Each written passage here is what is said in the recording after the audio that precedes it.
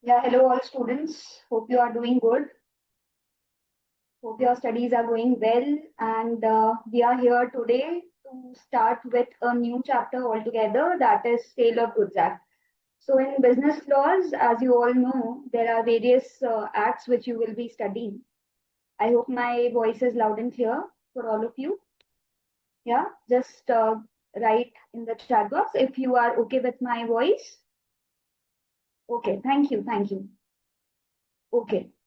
So just let me understand how much you have done so far. So what I have come to know is that the Contract Act, that portion is done already. And today we will be starting with a new act altogether, that is the Sale of Goods Act. So any idea what is this Sale of Goods Act? You all can write in the chat box. Has anyone studied it before or any idea what is this Sale of Goods Act? What is the weightage of Sale of Goods Act? Yeah, Vishnu, you are right. It is a contract of sale only.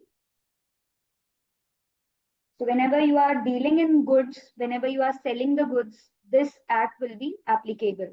That is okay. So Sandeep is saying that the weightage is around 20 to 25. However, the weightage is, it is around 20, 21 marks. So there will be three questions. Two will be kind of case studies and one can be a direct question for you.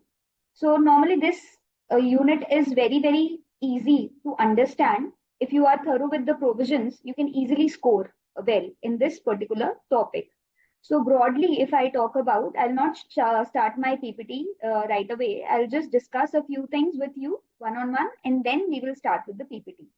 So first thing we must understand that the topic is really very interesting. It is around 21, 22 marks. Someone has already mentioned.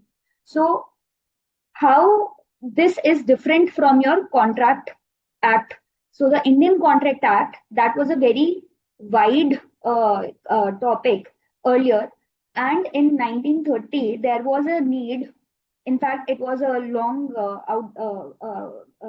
pending thing that this had to be segregated into various parts because it was containing the provisions of lot many things. So the Indian Contract Act basically was divided into three parts. So right now what you are studying is the Indian Contract Act, that is some portion you have already covered. Then within that Indian Contract Act itself, from section 76 till section 123, that portion, those particular sections, around 60 sections or so, they have been separated from the original Indian Contract Act, and a new act, the Sale of Goods Act, has been uh, uh, it has been converted into the Sale of Goods Act, basically. So it is derived from the original Indian Contract Act only. It was earlier a part of Indian Contract Act only, and now we will be studying it as a separate act altogether. And similarly, when you will be studying for your Partnership Act also, that is also being derived from the Indian Contract Act, and now we will study it as a separate act. So earlier, Indian Contract Act comprised of this sale of goods and this partnership provisions also.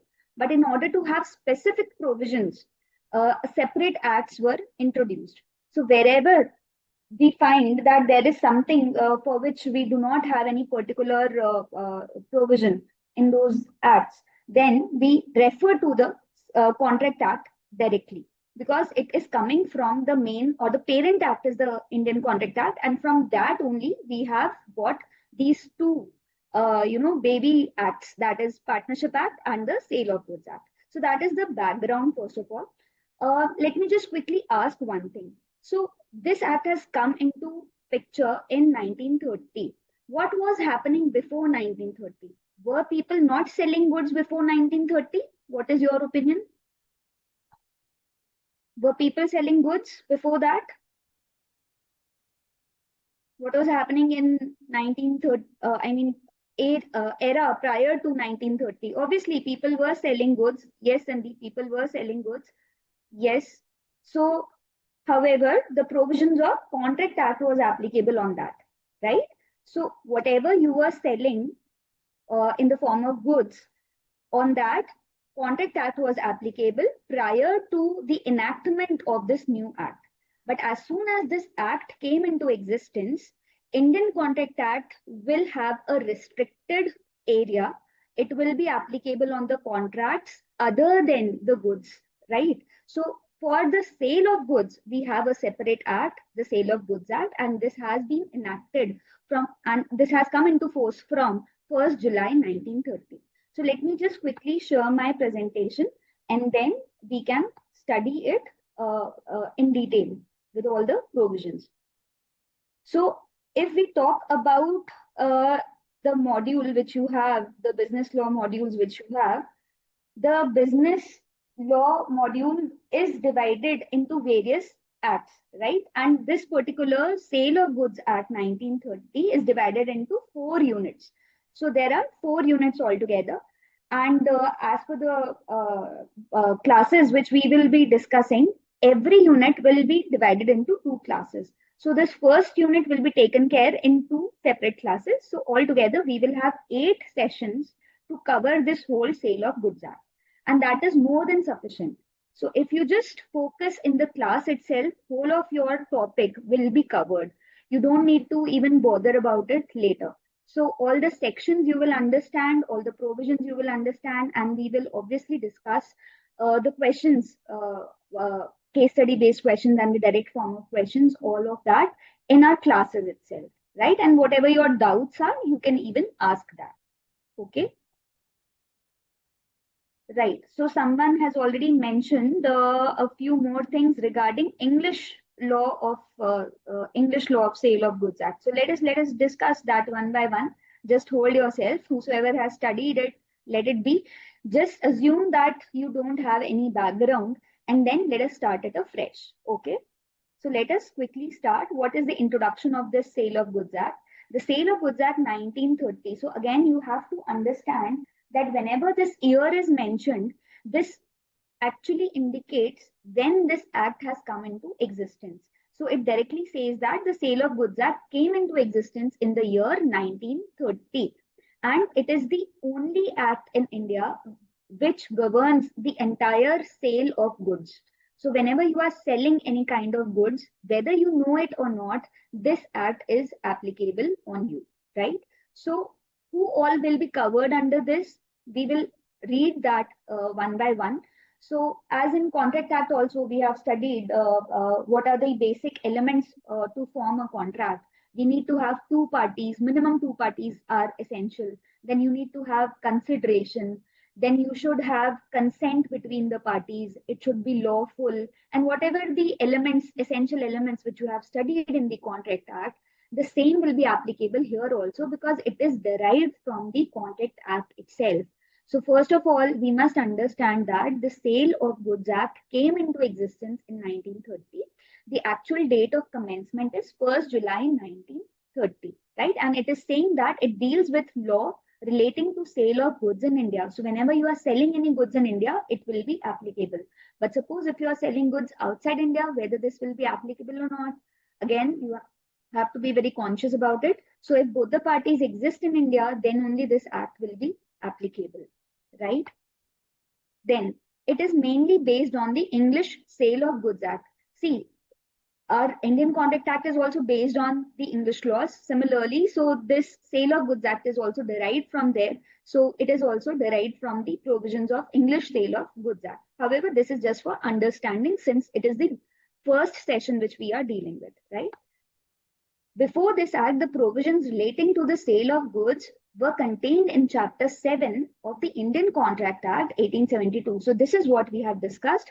The whole Chapter 7, which comprised of Section 76 till Section 123, that have been, cut off from there, and a separate act has been introduced. So complete complete list of sections, a complete chapter has been, separated from that original act, and a new law has been created in the name of the Sale of Goods Act. So if someone asks you what were the provisions existing earlier in the Indian Contract Act, you can refer that Section 76 till Section 123 were the sections which were there in the Sale of Goods Act, in the Indian Contract Act, which existed earlier, right? A separate law was later considered necessary, so the Sale of Goods Act 1930 was enacted. The act came into force on 1st July 1930 and it extends to whole of India. Why this is important? It extends to whole of India because wherever you are dealing in goods, whether you are in a metro city or in a small village also, if you are selling the goods, this act will be applicable. So in law, we say, there is a saying in law, basically, it says that ignorance of law is no excuse. So even if you are not aware whether there exists any law related to a particular thing, you are still bound by it. So even if you are ignorant whether there any law exists or not, it will still be applicable. So if you are a seller or the other person is a buyer and you are dealing in goods, then obviously the provisions of this act will be applicable on you if you are dealing in India. So that is the main thing. Okay. So let us understand what are the four chapters or the four units into which this whole Sale of Goods Act is divided as per your module. So the unit 1 contains formation of the contract of sale. Let us just understand the headings, because if you are thorough with the headings itself, you will understand that what all topics will be covered in which unit, right? So this is the introductory chapter. This is the introductory unit, I would say. Formation of contract of sale, basically it will talk about various definitions which are used. It will talk about various terms which will be there. There is a difference between sale, bailment, hire purchase and all. So various difference will be discussed here. Then we will discuss in detail what are the types of goods or various classification of the goods. So goods, normally, firstly, we will define what do you mean by goods, and then further we will understand how these goods are classified.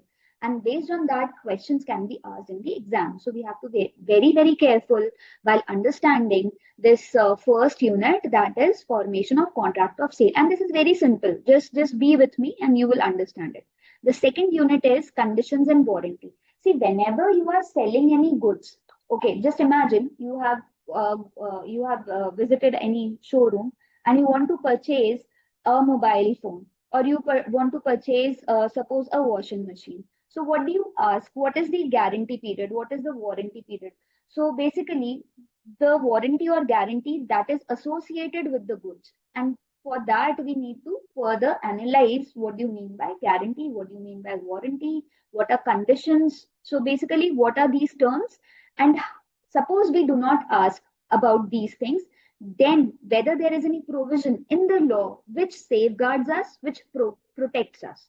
So if there exists some sort of that thing, it will be a help to us, because seller cannot, sell some damaged goods to us in any of the case, because we can always file complaint against him or we can recover the damages from him. So if that kind of provision is existing in the Sale of Goods Act, then only we can, use our rights against the seller. So that is why this chapter is very important. So conditions and warranties, for whom this chapter is important, it is important from the point of view of the buyer, because buyer must know what are his rights. So he will understand his rights by studying what are the various warranties, what are the various conditions. At the same time, this chapter can be of importance to seller also, because at the time of sale, he must know that these are the things which I must assure before selling the goods to the other person. Otherwise, there can be a suit filed on him otherwise, right? So that kind of things can be done. Next, third unit is very, very, very important, because it talks about the transfer of ownership and delivery of goods. So what is the difference, or what are these two terms? Transfer of ownership, that is a different thing, and the other part which is mentioned here is delivery of goods. So just assume you have gone to the shop to purchase a mobile phone. What do you do exactly? You give the money to the shopkeeper. Firstly, obviously, you select the model, which one you want. Then when you identify that this is the particular thing, or this is the handset which I want, then finally, how do you go about it? So you pay the money, maybe through any of the UPI, or by check or by cash, whatever mode of payment is there, you make the payment, and then the other person gives the good to you. So the person, the seller who is giving the goods to you, he is actually making delivery of the goods. He's delivering the goods to you. So until and unless we get the goods in our possession, until and unless we get the goods in our custody, we will not be able to use the goods. So that is why this delivery of goods is very, very important. So while making the payment, on the other hand, you will get the goods. So it is just a kind of, in consideration, you are getting the goods. When I'm paying the money, in consideration, I'm getting the goods. So how this is done, the other person will transfer the goods. So this transfer or delivery is very, very important. And it can again take place into various forms. So we will study what are the various types of delivery and in the first chapter itself. And again, this will be discussed in the third unit. Therein, you will understand that by delivering goods in any of the mentioned ways, how the ownership is transferred. So again, delivery, the basis on which the delivery is done, it will take care of the ownership, or it will decide how the ownership will be transferred. So I'll not take that part in detail, but let us understand what do you mean by transfer of ownership. Let me just take the example again of the mobile. I have purchased that particular mobile from that shop, and now do I have the rights? Do I have the capacity that I can further sell it to any of my friends or relatives or to anyone else if I want? Can I sell the mobile which I have purchased? Just let me know in the chat box. Can I sell the mobile which I have already purchased? Akshit is saying no. Why no? You can obviously sell. Vishnu is saying yes. Samarth is saying yes. Rudra is saying yes. Arjun is saying yes. Obviously, you have the goods, you have the ownership, and that is why. Obviously, you will become the owner. Once you have made the payment, you have become the owner. And if you have become the owner, then obviously you can make the you can further transfer the goods, you can further sell the goods. So that is what the whole thing we must understand. A person who is owner of the goods has the right to further sell the goods. Suppose I have purchased the mobile and I want it to sell it to someone else. Obviously, I have the right to sell, and the other person can further sell, and this cycle can keep on going.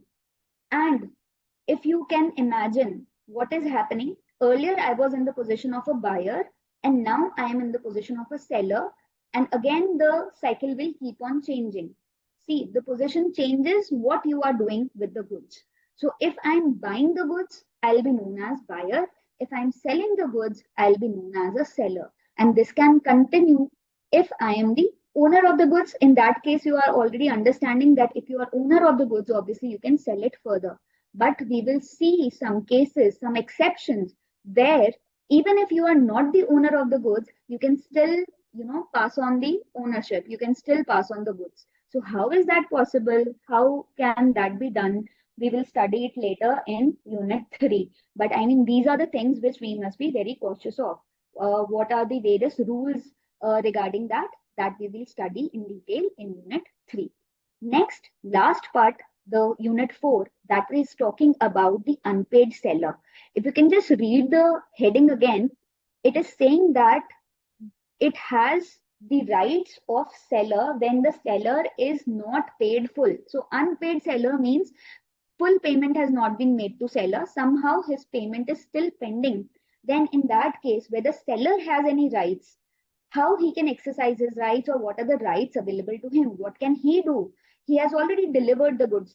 So suppose the seller, I went to purchase the mobile. I told the seller that right now I don't have the money. Just provide me the mobile. I'll give it to you tomorrow. So that kind of thing is known as credit transaction. As you all understand that on credit also, we can defer the payment and we can, pay the other person later. So for the timing, I'll have the mobile with me, and with that mobile I can use the mobile on my own, or I have the liberty to sell it to other person also. So I can do whatever I want. Being the buyer, I have the goods in my possession, and whatever I wish I can do. But suppose if I do not pay, or if I do not make the full payment to the seller, what are his rights? Then can he ask for the payment from me, or can he ask to return the mobile, or can he file any other kind of suits against me? What can be the possibilities. So all that we will study in unit 4, and this unit 4 is important from the point of view of seller, because seller should know what are his rights. So unpaid seller is a topic wherein we will discuss what are the rights available to the seller when he is not paid the full amount of the transaction, right? Okay, so we will start with the first unit. So here in the picture, if you can see, we have to understand the meaning of the sale, because the act, the if we talk about the name of the act, it says that the Sale of Goods Act. So it has two words to be understood. First is, what do you mean by sale? Second important word which we have to understand is, what do you mean by goods? So if you are selling goods, then only this act will be applicable. Otherwise, this act is not applicable. So again, let me ask a question. Suppose I have a piece of land, okay, and I want to sell it to Mr. Amit. Then whether the Sale of Goods Act will be applicable on me or not. I have a piece of land, whether it will be available or not. Okay, Akshit is saying yes, Vishnu is saying no, Sandeep is saying not applicable, Mukesh is saying yes, Vani is saying yes. So any ideas why yes or why no? No, it will not be applicable. Let us understand, because I have not yet discussed about the definition of goods. You should have asked me, ma'am, what is the definition of goods? Because until and unless we define goods, we will not be able to judge whether the sale of land will be covered in this act or not.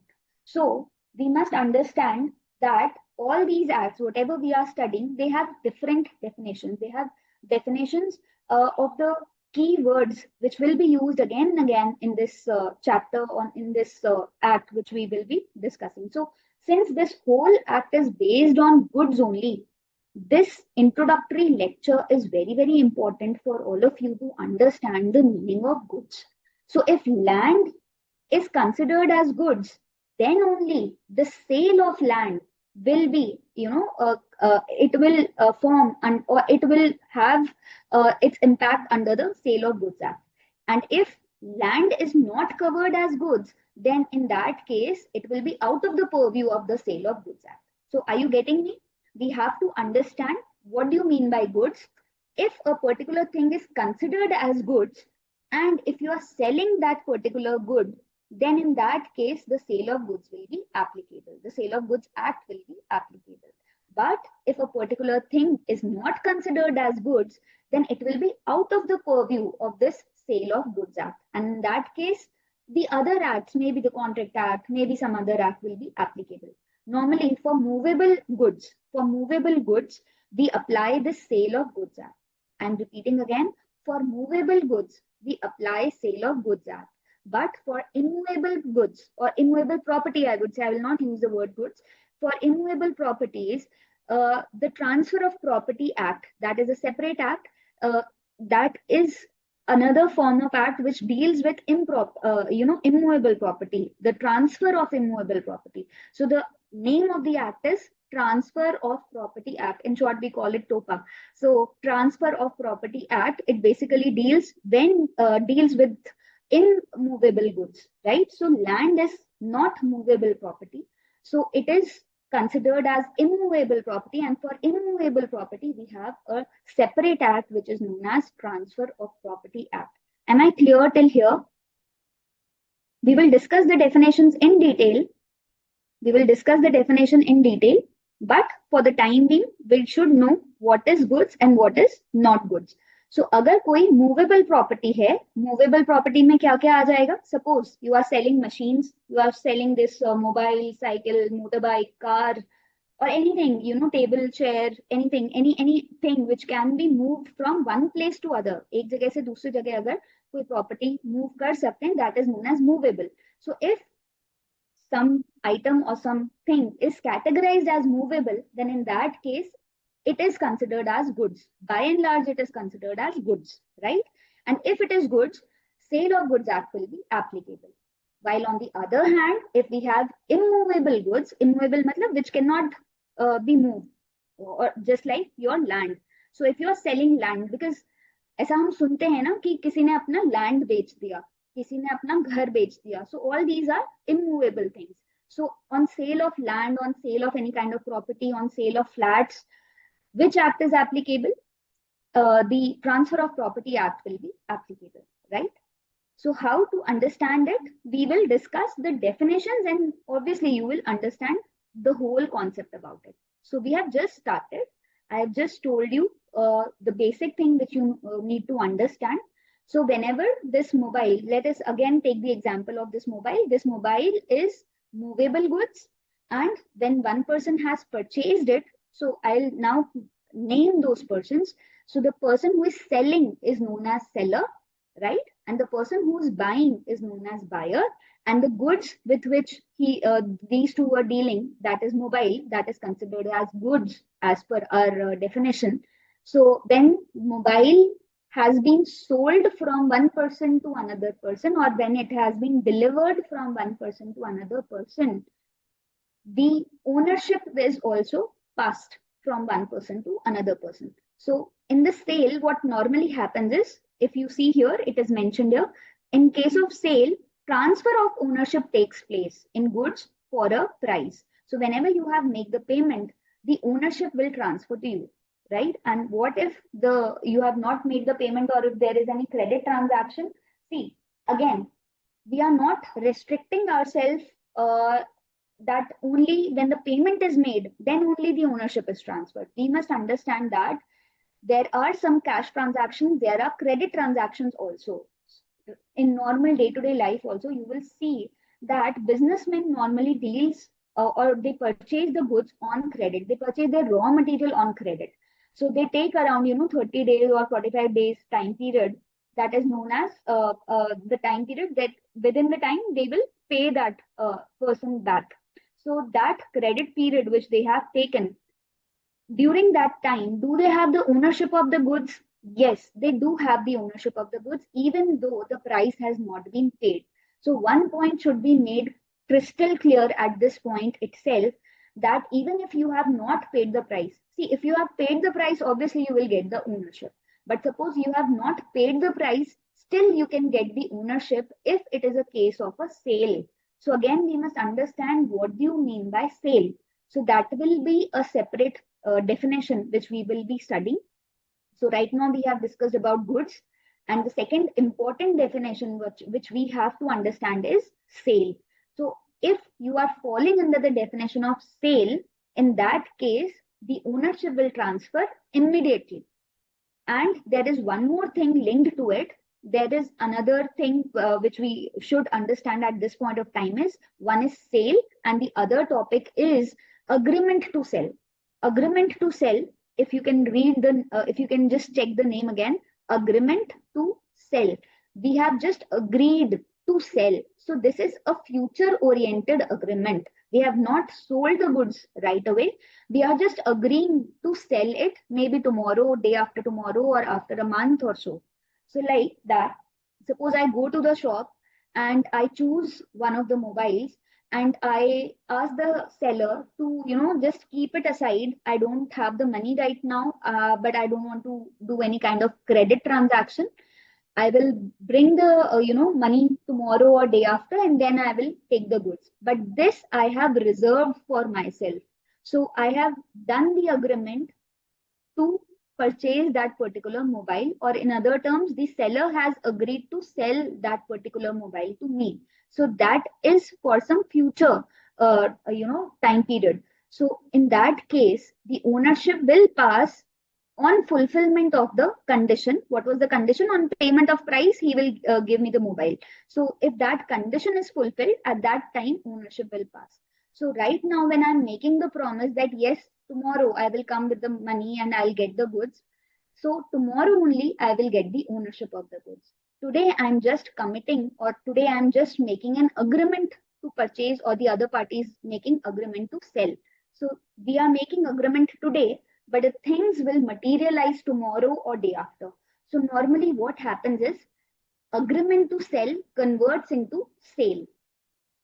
Agreement to sell converts into sale at a future date.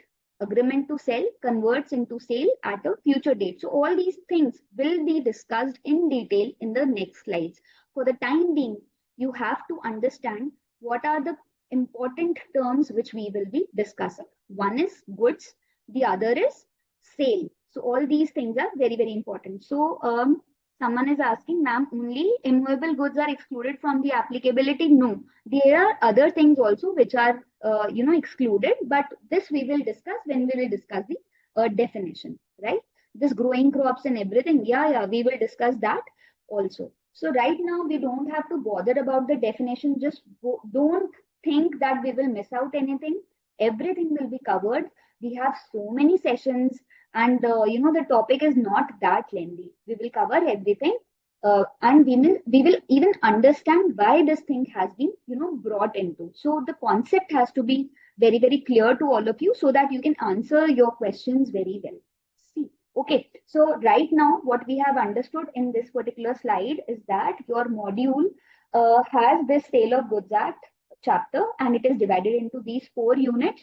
And in this uh, particular today's session, we will be covering unit 1, that is formation of contract of sale, which is the introductory topic, which tells you what are the various definitions, what are the various terms which we will be using, how sale is different from agreement to sell, how sale is different from bailment or hire purchase or other things, and some other important provisions. So we will be discussing that thing. So okay, any idea how many sections are there in the Sale of Goods Act? How many sections altogether are there in the Sale of Goods Act?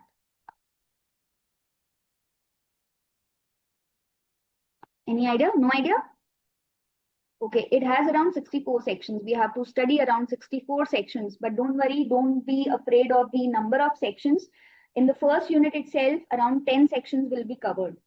And going further, we will study the other sections also. And by the end of this class, whatever we will be discussing, everything you will learn. And the section numbers also you will learn. Okay, don't worry about it at all. So let me just quickly start with the first slide. Okay, so what all is covered in this topic? So this is directly taken from your module. So basically the contract of sale first unit, it talks about the agreement, who are the parties to it, the buyer and the seller. These are the two persons who are in the agreement of sale, who actually will decide what goods they are going to buy or at what price they have agreed whatsoever. So there's an agreement between buyer and seller. That is what is meant here. Then there is a transfer of property. Transfer of property basically means the ownership will be transferred. So at this point of time, we must understand how this ownership will be transferred. So if it is a case of sale, like if we have just purchased the mobile, just by going to the shop, we have purchased the mobile. In that case, immediately ownership will be transferred. So in case of sale, the ownership is transferred immediately, while in case of agreement to sell, it will be transferred at a later point of time, at a different point of time, whenever we will be making the payment or whenever the conditions are fulfilled, right? So this is given here. Next, what are the various, the next part will be goods. So what are goods? What are the types of goods? How to classify all that? So let us just quickly understand or remember the names. For this slide, we must remember the names and not the definition. Definition will come later. So definition will come later, and for the time being, we have to understand what are the various types of goods. So first is existing goods, second is future goods, third is contingent goods, right? So these are the 3 things.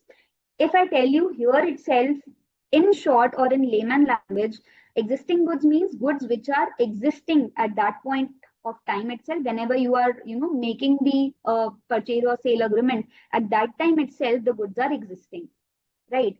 Future goods are the goods for which the goods are not any the goods will be prepared or manufactured at a future time, right? So that is something known as future goods. So suppose you are going to a shop and you are giving your order that I want a cake, I want a chocolate cake. It should be of 1 pound or 2 pounds, whatever, and it should have this design. You can share the design also, that I want it in this design, and by tomorrow I need the cake. So the cakes which is not ready, you have just given the order to prepare the cake. Whenever that cake will be prepared, that point of time, it will be delivered to you. So at today's time period, when you are going to a shop to, giving the order, at that point of time, since the goods are not in existence, they are known as future goods. क्योंकि अभी आज के दिन तो वो goods है ही नहीं. So this is considered as future goods. The goods for which you have just placed the order or which are not there in existence, then you are going to the particular shop or anything, right? Next is the case of contingent goods. What do you mean by contingent? So contingent is a type of future goods only. Here one more thing is added: their delivery or their acquisition depends on some contingent event. So this contingent word you already have studied in your contract act, if you remember contingent contracts. So contingent contracts वो हो भी सकते हैं, नहीं भी हो सकते हैं. So similarly contingent goods ऐसे goods जो मिल भी सकते हैं, नहीं भी मिल सकते हैं. अब ऐसे कैसे होता है? Normally it happens when you order goods from the foreign countries. So suppose I have ordered something from a foreign country, and due to the economic crisis and all, the goods could not reach to me. So in that case, these goods will be known as contingent goods. So when at the time of ordering itself, I know that their delivery or their acquisition depends on some condition or some contingent event which may or may not happen. So if the ship arrives safely here, I will get the goods. But if the ship does not arrive at all, then I will not get my goods. So in that case, it is known as contingent goods. We will see all the definitions later also, but for the time being, we must understand that these are the terms which will be again and again used in the topic, right?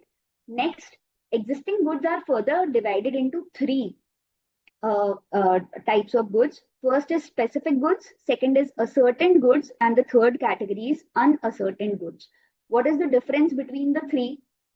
Okay, starting से ही एक बार बात करते हैं. Existing goods basically are those goods which are existing at that point of time. So exist कर रहे हैं when we are going to a shop and we can see various variety of, suppose chocolates are there, and I have picked up a 5-star. So that is considered as existing goods. यहाँ तक समझ में आता है? जो भी chocolate हमें दिखाई दे रही है, हमने उसको उठा लिया क्योंकि वो है, हमने उसको पिक कर लिया. Then out of all these chocolates, I have picked one for myself. I have selected one. I have identified one. This is now known as specific goods because I don't want other things. I just want this specific goods. I just want this particular thing. So that is known as specific goods, right? When you have identified the goods then and there at the time of sale, these are known as specific goods. Second, we must understand what is the opposite of this specific. So opposite of this specific is unascertained. There are so many chocolates lying in the shop, and I've just asked the shopkeeper to give me any 5 chocolates. So I have not identified the goods. I have put it on the shopkeeper to identify and then send it to me.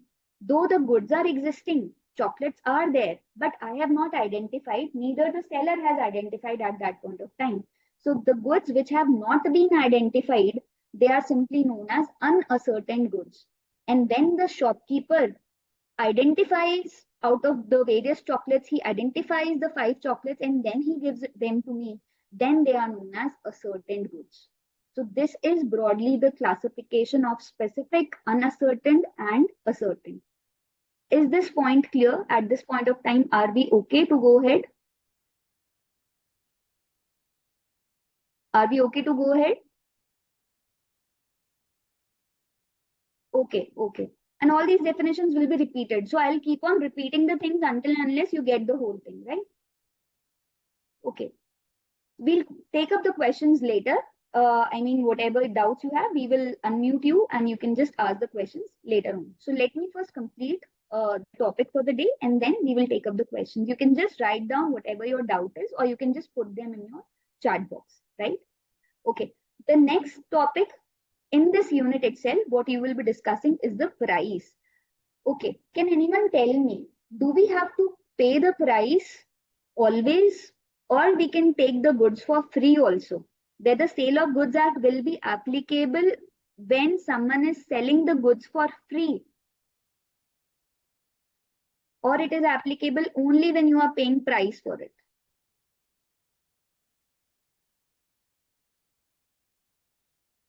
Yeah, we should make the payment because consideration is very important. In the Contract Act, in the Indian Contract Act, you must have studied that without consideration, there is no contract.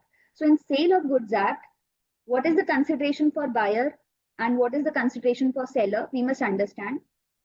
Whatever you get in return is basically known as consideration. So for seller, the consideration is price. For the buyer, whatever he is getting in return, that means the goods, whatever he is getting in return is consideration for him. So for both these parties, consideration has to be there. If the consideration is not there, and the consideration has to always be in money, that is clear cut mentioned in the contract of sale.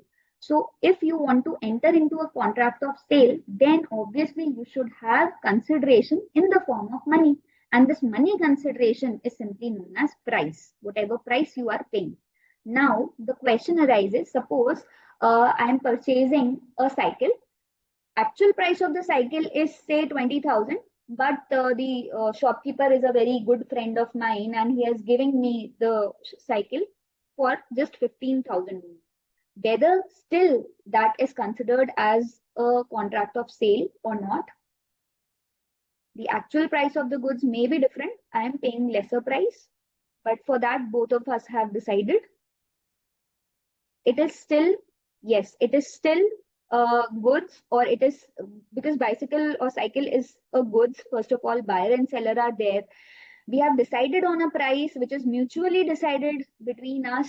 So therefore, we can say that even if it is not the actual price for which he would have sold it to the other customers, even if I'm paying less, that is okay because the seller is my good friend and he says that I'm okay even if you are paying me 15,000.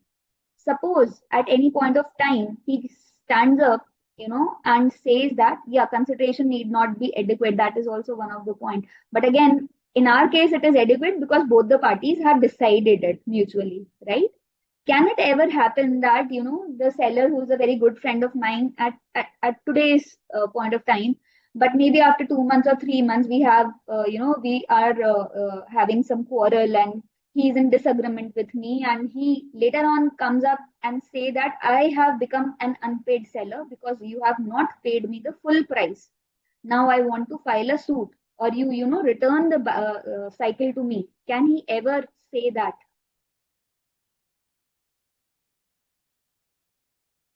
Yeah, he will not be able to say that. Sandeep, Samarth, all of you are correct in this because here we have to be very specific to understand that whatever consideration has been decided is mutually decided.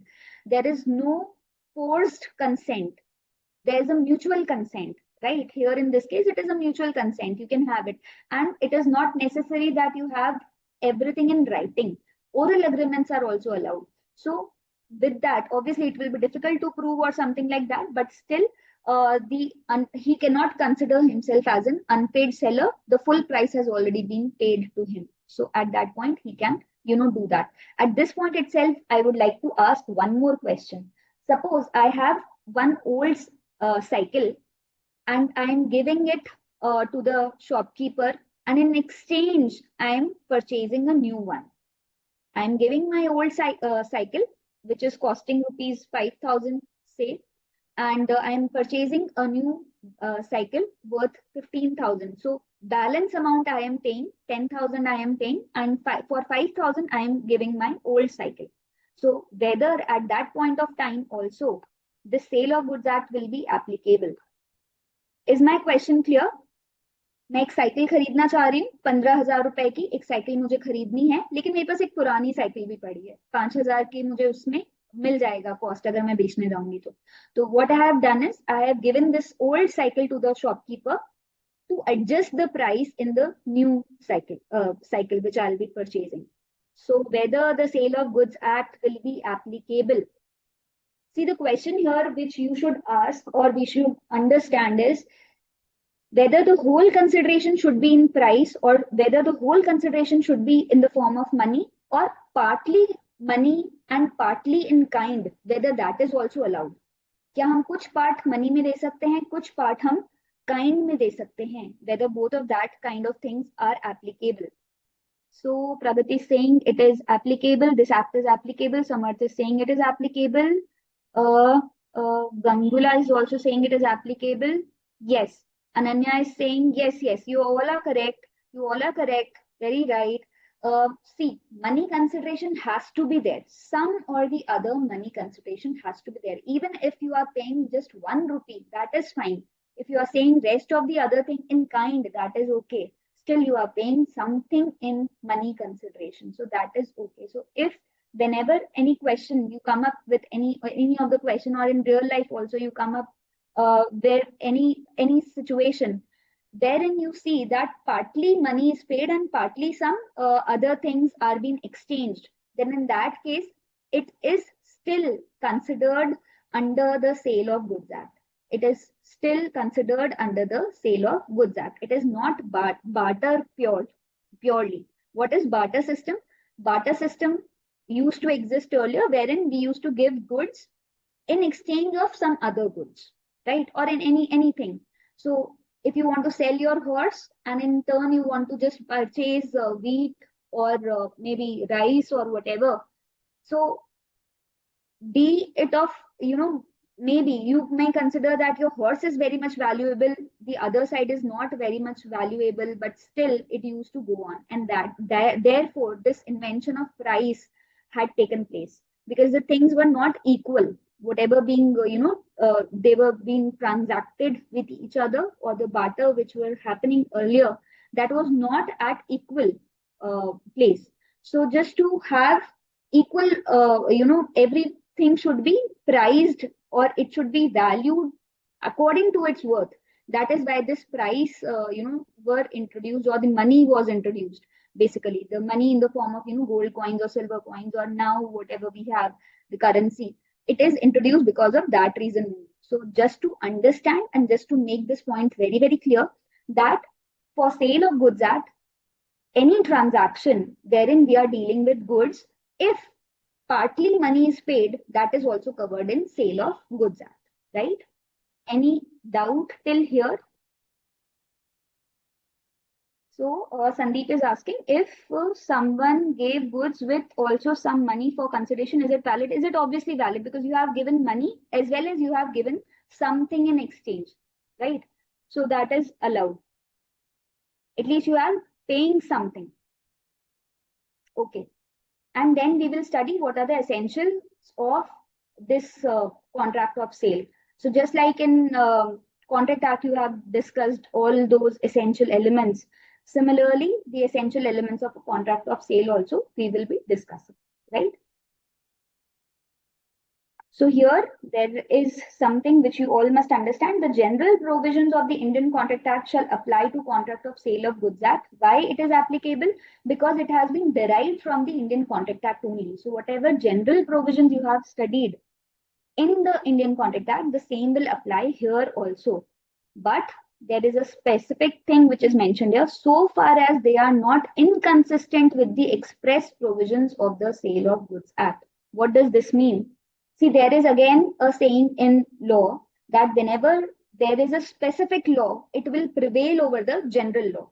So what is the general law regarding any contract? What is the general law? The Indian Contract Act. But if we talk about sale of goods, what is the specific law for that? The specific law for that is Sale of Goods Act. So if there is some difference of opinion in these two acts, which act will prevail? Sale of Goods Act will prevail, because specific provisions are contained in Sale of Goods Act. So it will have a upper hand, right? So if in both the acts, if there is consistency, if there is no difference of opinion, the provisions of Indian Contract Act will prevail. However, if there is some difference of opinion in any of the provisions, then in that case, Sale of Goods Act will prevail, right? Is this point clear? Yeah, Samarth is asking, if a person promised to pay money after some time uh, and then provides some asset in consideration, will it be applicable? See, that is something very different. Today, okay, let me just explain. Today you are saying that he is promising to pay money after some time. Okay, it's a credit transaction to be put in a very simple way. So he's saying that he's not paying today, he will pay suppose after a month. And after a month, when a seller is asking, he's saying that I still don't have money. What you can do is you can take my cycle or you can take my scooter in lieu of or instead of this money, whatever you are asking. Now the thing is open for the seller.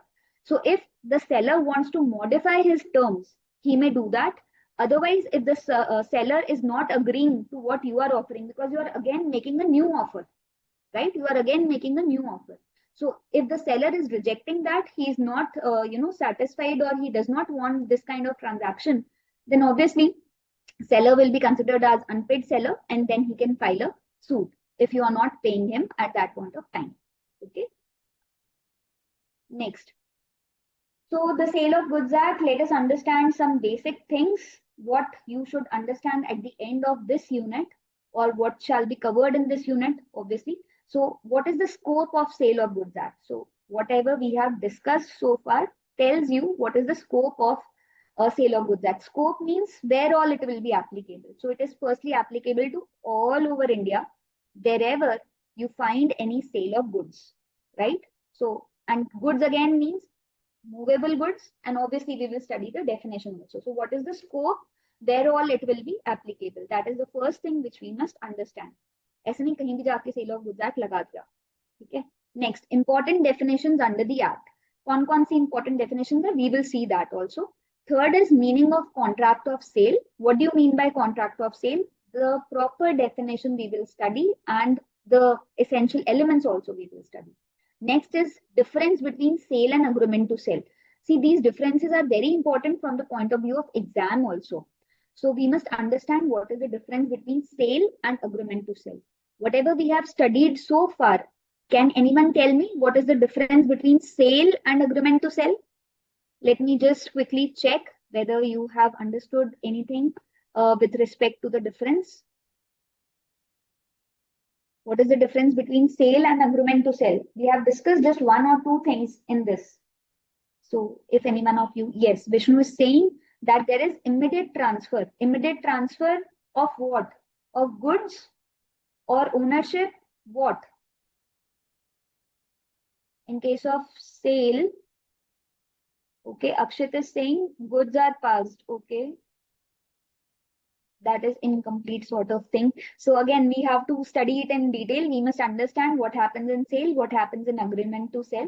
But okay, one thing is very, very clear, very important thing which you all must remember at this point of time. In sale, there is immediate transfer of ownership. Just make a note of it, write it somewhere, wherever you want. There is immediate transfer of ownership in case of sale. However, in case of agreement to sell, the ownership will be transferred. The ownership will be transferred at a future point of time, at a future date, whenever the conditions are fulfilled. We have taken that example of mobile. If we are making the payment then and there, that is considered as sale in simple terms, and we will get the ownership of the mobile. And whatever we want, we can do with that mobile. In case of agreement to sell, the ownership will pass at a future point of time, right? That will pass at a future point of time. So sale can be credit sale also, sale can be cash sale also. So payment, how the payment is done, that is irrelevant, or whether payment has been made or not, that is also irrelevant. So sale can be cash sale or credit sale. Both the sales are included here in the category of sale itself. So if you are saying the term sale, it simply means the ownership has passed. The ownership has been passed to whom? To the buyer. Earlier, who was the owner? Seller was the owner. And now who is the owner? Buyer will be the owner. So that is very, very important. Just make a note of it, everyone. Yeah, and again, Ananya has already mentioned here that buyer will bear the risk. So this line again, if you want, you can write it for yourself. Whosoever is the owner will bear all the risk. Or we must write it like this: risk follows the ownership. Risk follows the ownership, right? I will discuss all that in unit 3, because unit 3 discuss about the risk and the challenges which are there in the ownership, basically. So risk passes with the ownership? Who will bear the risk? Suppose the goods are lost. I took the mobile from the shop, and on the way home, I got that phone stolen. Someone stole that phone from me, or it fall down and it got damaged completely. I lost that phone. So can I ask the shopkeeper to give the money back to me? No, because I was the owner. I was supposed to take the whole charge of it. If it is a case of sale, all the risk, all the losses will be of the owner. Okay, all the risk, all the losses will be of the owner. All right, all right. So let us quickly move further. What is the difference between sale and similar contracts? So all these differences we will take up in this unit. Next is formalities, how the contract of sale is made. So obviously, the first unit will tell you or will guide you how to enter into contract or how to make this contract happen. जब तक cell होगी नहीं तब तक हम उसमें आगे कैसे पढ़ेंगे? So firstly, let us have the sale of goods. Then only the related topics like warranties, conditions, unpaid buyer, all those provisions will be applicable only after the first point. The first point is, let us have the sale. Let us, sell the goods. So how the sale should be done, all the formalities which are related, we will discuss in this first unit. Next, what are the rules relating to the ascertainment of price? How this price is decided? Who decides the price? Normally in economics, you must have studied that the price is fixed by the forces of demand and supply. Okay, abhi suppose I have to sell this pen. So at what price I should sell this pen? So who decides the price? So maybe some competition is available. So I will decide और कोई कितने में बेच रहा है, how at what price the other person is selling, or maybe if this is a unique one I can have my own price. Then obviously I will get the customer feedback that they are happy with this price or not. So if at all I need to change my price, I can again change my price. And normally it happens in the shops that you bargain, you do the negotiation. The seller might be selling a particular, suppose the mobile itself, we will take the same example again and again. Suppose the shopkeeper is saying that I'll sell you the mobile at 30,000, but you are saying that let us just finalize it at 28,000 or maybe 29,000, whatever. So again and again you are offering, you are making the offers. So ultimately finalization of the price depends on the negotiations between the buyer and seller also. So how does it happens? How the price is settled? Are there any rules and regulations with respect to price also? We will study that in this unit. Okay. So let us discuss the first thing. What is the scope of the act? This act applies to contract relating to sale of goods, that is movable property. It does not apply to immovable property such as land, fields, houses, or shops. Transactions relating to immovable properties are governed by Transfer of Property Act 1882. So there is a separate act altogether for the immovable properties. Obviously, immovable properties can also be, sold, or it can also be transferred. You can sell your house to someone else. So that way, I mean, whenever you are dealing in such transactions, Sale of Goods Act will not be applicable. What is applicable in that case? Transfer of Property Act will be applicable. Therefore, the Sale of Goods Act deals only with the movable goods. So here in the pictorial presentation also, you can see what all is included. So only the movable property is considered as goods, and on that only Sale of Goods Act will be applicable. And what is not considered as goods? So again, we have to study the definition, because here itself it has showcased you that money is not included, actionable fame is not included, growing crops, etc. But let us first discuss the definition, and then we will discuss about it further. So if I talk about various sections which are there in the Sale of Goods Act, Section 2 talks about the definitions. In Contract Act also, you should have checked that Section 2 contains the definitions. So can anyone tell me what is the section for the definition of contract? Let me check if you remember. What is the definition of, what is the section for the definition of contract? Akshay, that's wrong.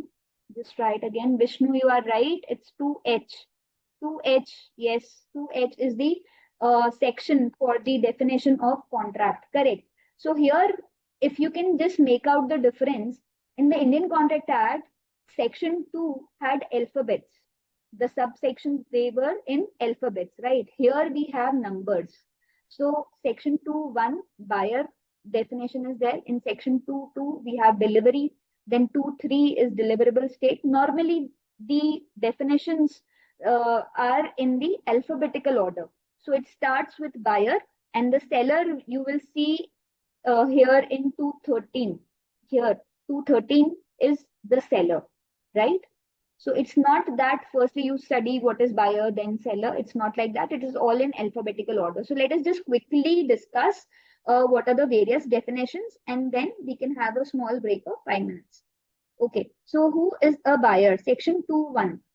It defines buyer, a person who buys or agrees to buy the goods. So if you see here, again, just like in the earlier slides, we talked about sale and agreement to sell.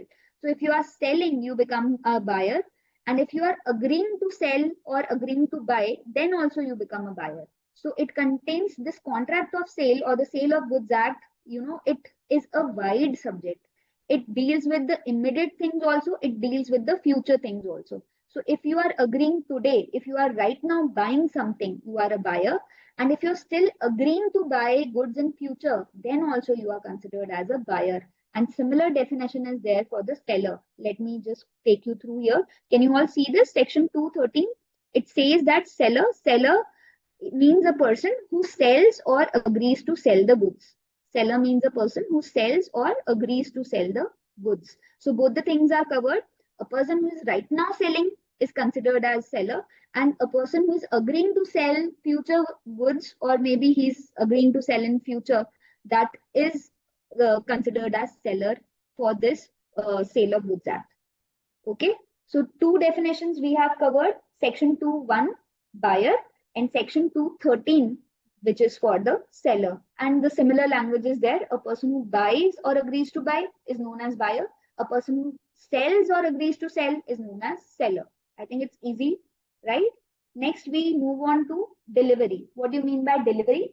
So because again and again, why we are talking about delivery? Because the goods have to be transferred from one person to another. The seller has to give away the goods to the other person, that is the buyer, right? Until unless he gives the good, how can the other person use them? So it is very important to deliver the goods, right? And what do you mean by delivery? Here it is mentioned that voluntary transfer of possession of goods from one person to another. Okay, let us break it down and understand. First word is voluntary. अपनी इच्छा से, जबरदस्ती नहीं. That means with your full consent, right? So consent आपका होना चाहिए. Then only this delivery will happen. So voluntary transfer of possession. The word is transfer of possession. What do you mean by transfer of possession? Possession का मतलब goods अभी मेरे पास थे, अब आपके पास चले गए. So possession has been transferred. Ownership की बात नहीं है. It does not mean that the ownership has been passed, right? It does not mean the ownership has been passed. So basically it is transfer of the possession. Delivery does not mean transfer of ownership. It might result into transfer of ownership, but it is not always that ownership has been passed. Okay, there are two different words. Delivery is different, ownership is different. So with delivery, sometimes ownership passes, and sometimes it may happen that ownership does not pass. It can happen that way also. So details we will study later. For the time being, we must understand that for delivery, voluntary thing has to happen. Voluntary क्या होना चाहिए? Transfer होना चाहिए.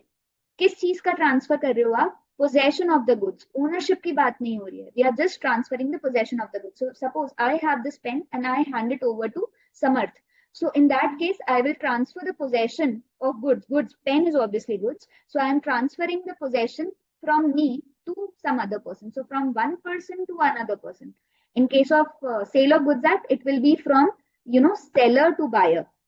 From seller to buyer.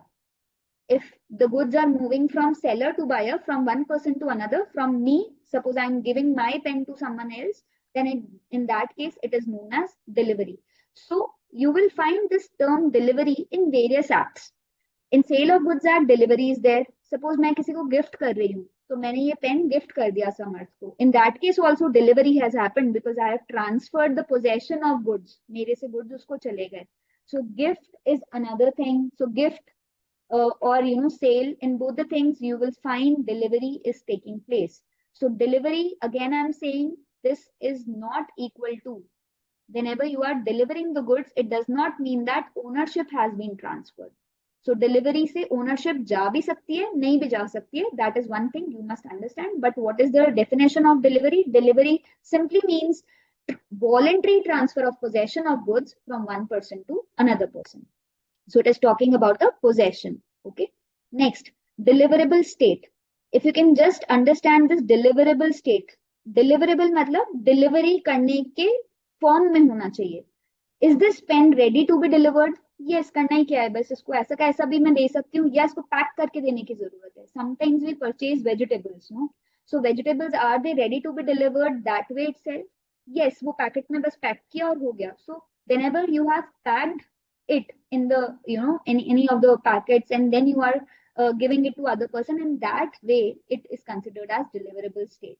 So goods are in such condition that the buyer is bound to take the delivery under the contract. So whenever goods are ready to be delivered, the buyer is bound to take the delivery of those goods. He cannot say that abhi nahi lunga, baad mein lunga.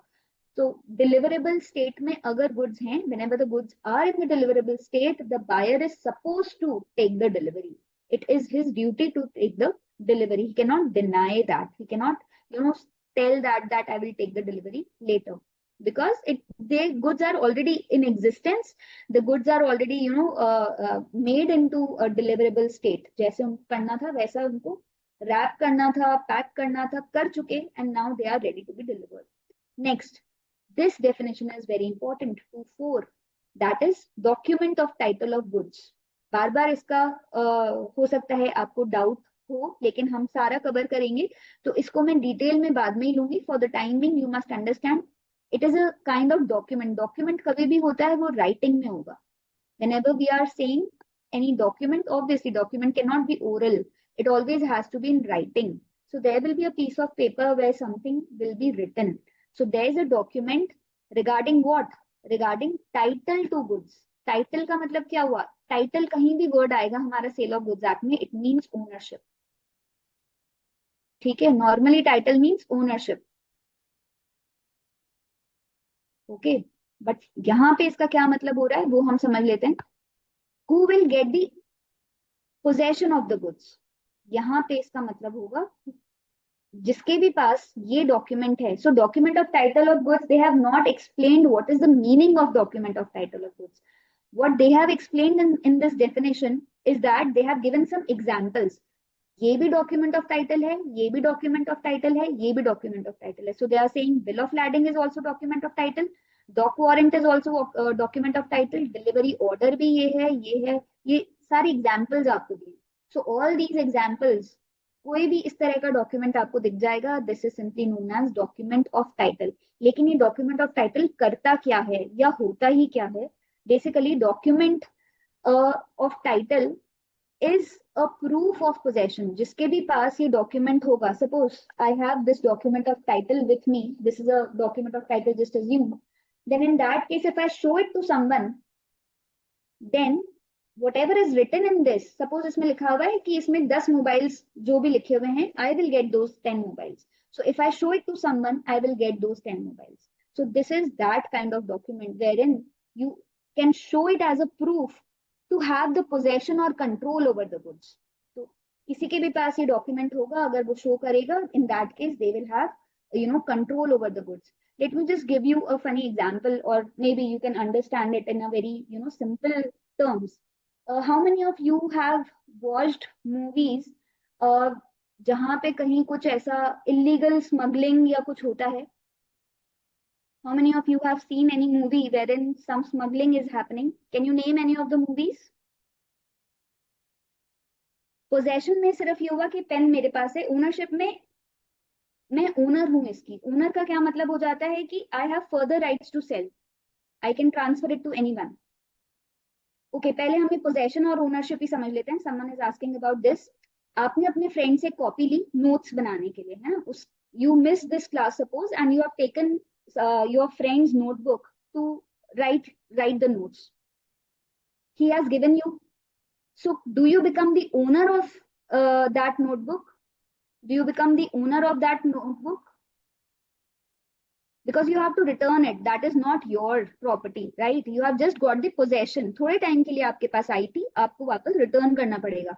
So possession is something, आपने किसी की कोई चीज ले ली है.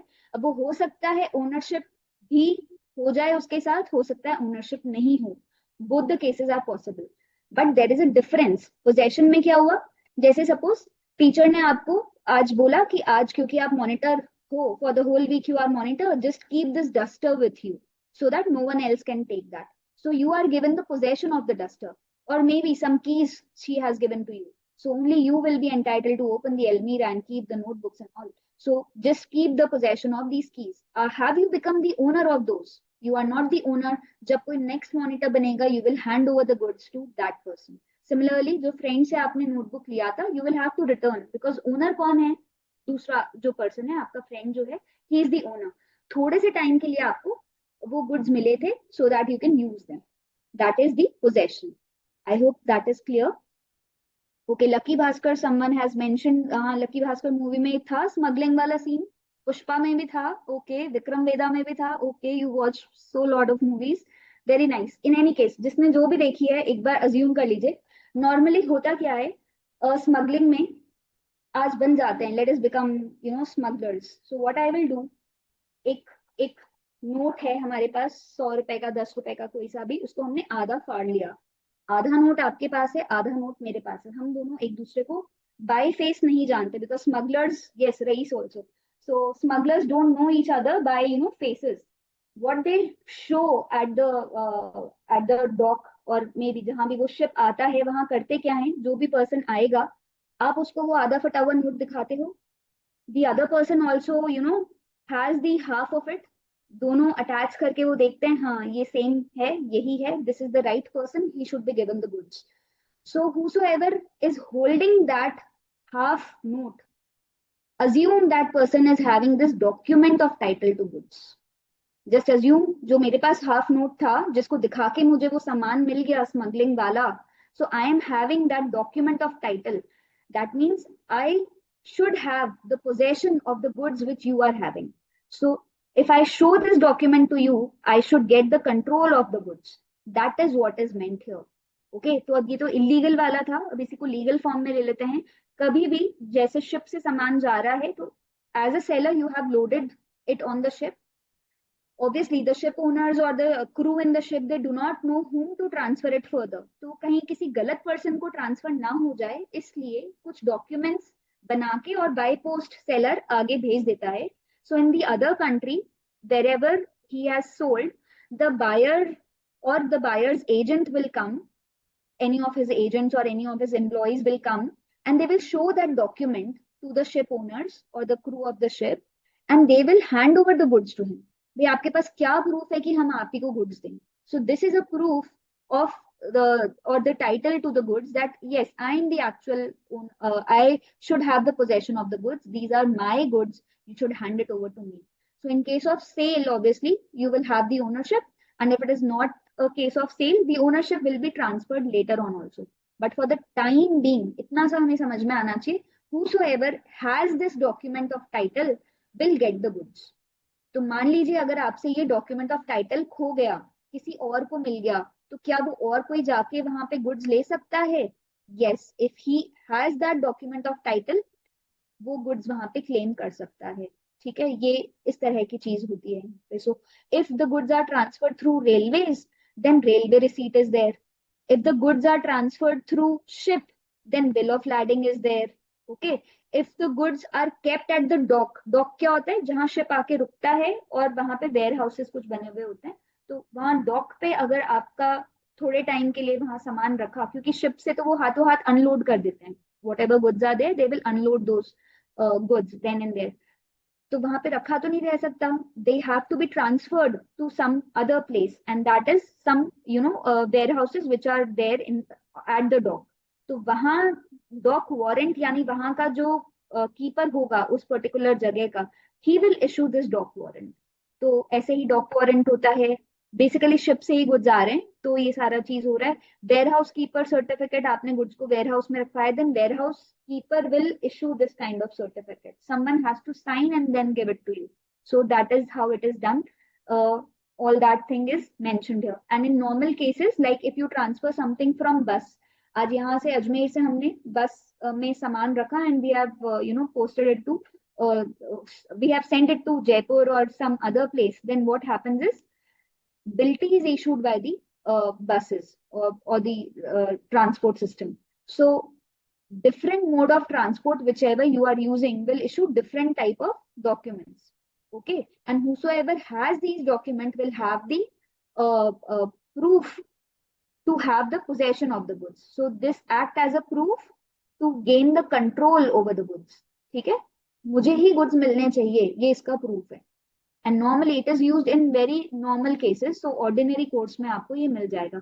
अभी आजकल हमने सुना होगा ना, ई वे बिल बनता है जीएसटी के केस में, you must have heard this E way bill and all. so these are the things which act as a proof of the goods, proof of the possession of the goods. Next simple सी definition है, what do you mean by fault. तो कोई भी good में अगर defect होंगे, any kind of okay, वो defects जो होंगे वो भी डिफेक्ट वाले डेफिनेशन में आ जाएगा। फॉल्ट मींस किसकी गलती है, तो रॉन्गफुल एक्ट और default by a person. So may be seller is at the fault और may be the buyer is at the fault. और फॉल्ट का मतलब क्या, any kind of breach of duty और ऑब्लिगेशन। सेलर को goods को wrap करके then he had to sell it to you, however he has not done that way, or you had specifically paid for the packaging।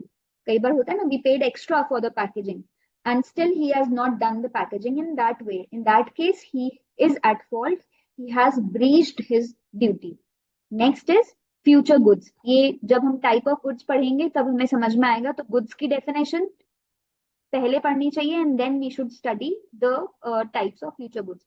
I think we can take a break here and then we can continue with the rest of the definitions. Okay, we'll take a quick 5 minutes break.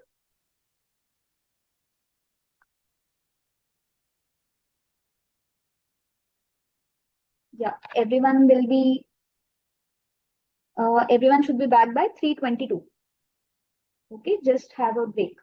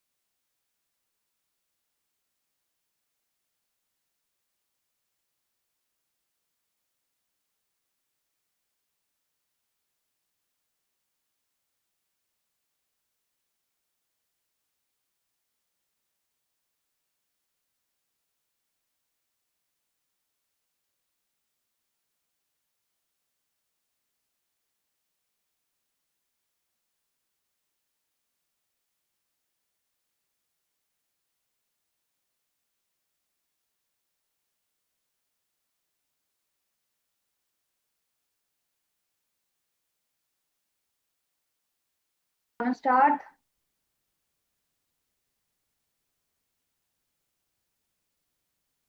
Yeah, we have got one or two questions. I'll answer about this at the end of the topic. Okay. It's related to deliverable state. I got that. I'll answer that for sure. Okay. Let us just start with the definition of goods.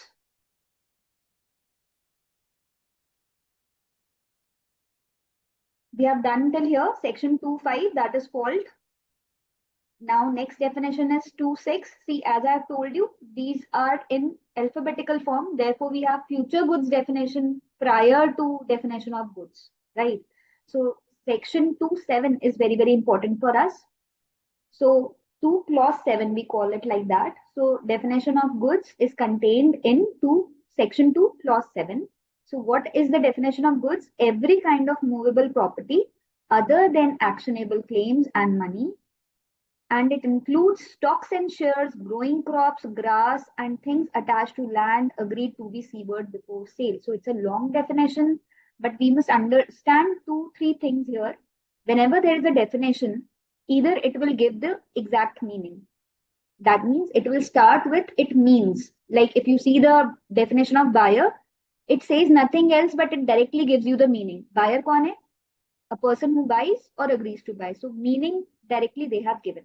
So कुछ definitions में हमें directly meaning मिल जाता है.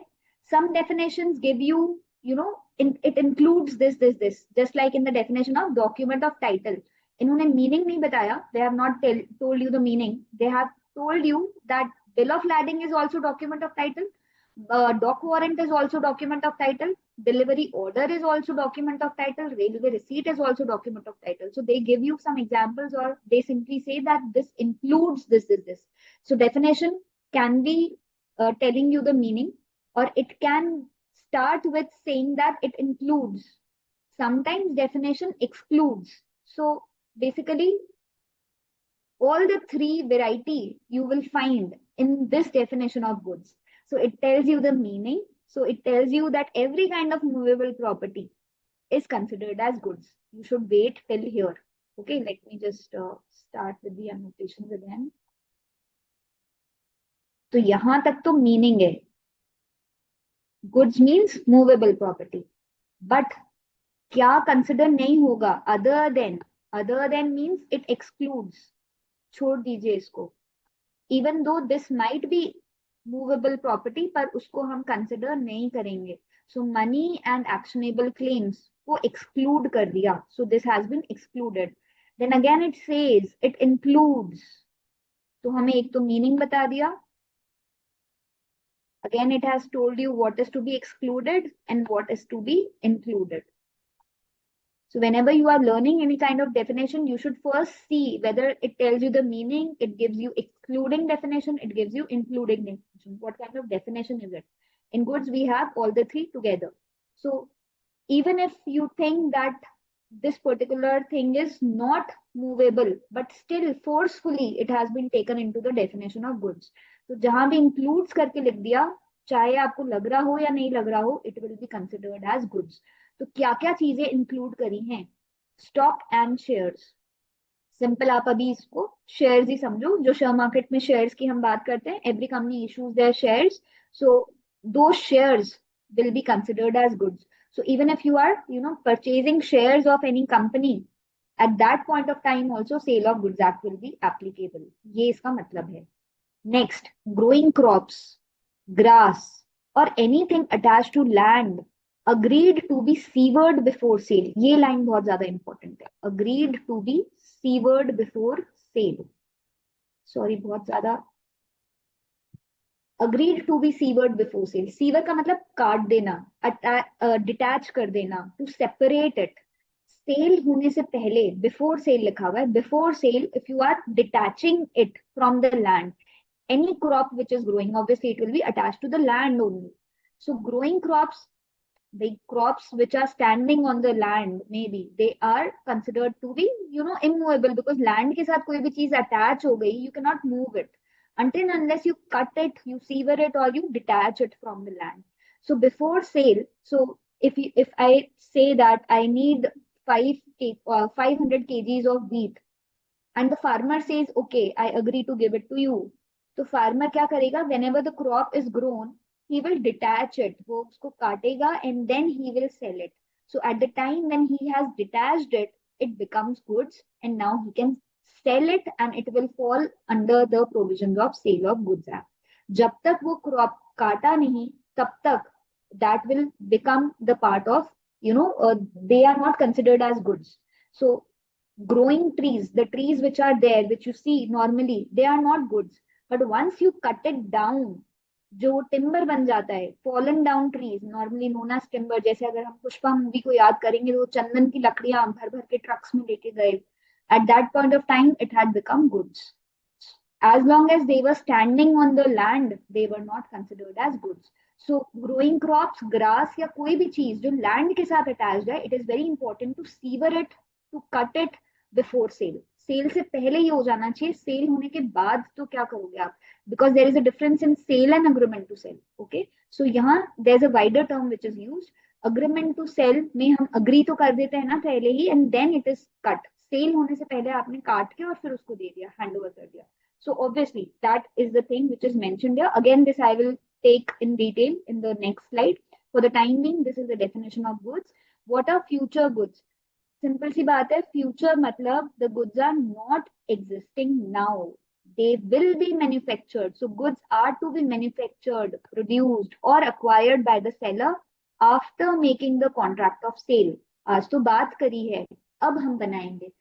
Likewise, when we give order, suppose we give order for the birthday celebration or whatever, we have ordered the baker to make a cake for us. So right now that cake is not in existence, but he will make that for us specifically as per our instruction, and therefore these goods are known as future goods today, and later on obviously when they will come into existence on all, then it will be classified the otherwise, right? So ऐसे goods जो आज exist नहीं करते, which will be manufactured or produced or acquired at some later point of time, that is simply known as future goods. तो हमने आज उसके लिए एक order कर दिया. Likewise in companies also we make order, we give order for 500 machinery, or suppose 500 bikes we want, whatever, any kind of order which you are placing. So anything which is not in existence today, but after placing the order that will be manufactured, that is simply known as future goods. All right, let us move further. I hope these definitions are easy to learn. Okay, have you learned the section number for goods? What is the section number for the definition of goods? It is 2 clause 7, and for future goods it is 2.6, right? Next, who is mercantile agent? Mercantile agent, simple terms, if you remember, who is an agent? Agent कौन होता है? हमारे behalf पे कोई काम करते, ठीक है? हर जगह तो हम जाके सेल नहीं कर सकते. Everywhere we cannot go and sell out our goods. So we have appointed a person, salesman हो गया या कुछ भी हो गया. So that kind of person who acts on your behalf, that is known as agent or mercantile agent. So the agent has the authority in the customary course of business to sell, consign, buy or raise money on the security of the goods. So if you can understand, this agent is not the owner of the goods. Owner तो मैं हूँ या कोई भी जो भी seller है, he is the owner. He has appointed someone to sell on his behalf. So the agent has a limited authority. He can still sell the goods, even though he does not have the ownership of the goods. He can still transfer the ownership. Okay, if he follows all the conditions, then he can transfer the ownership also. So that is the role of mercantile agent. Why we are studying it here? Because in normal scenario also, the sale happens through agents. Agents he sell करते हैं कई बारी चीजें. So that is why we have to understand the meaning of mercantile agent and what are the roles and responsibilities of mercantile agent. Next is who's a plaintiff. So plaintiff includes a defendant who sets up a counter claim or claims a set off. तो normally भी आप जब देखोगे, जब case file होता है तो Ram versus Shyam, so one party ही demands something from the other.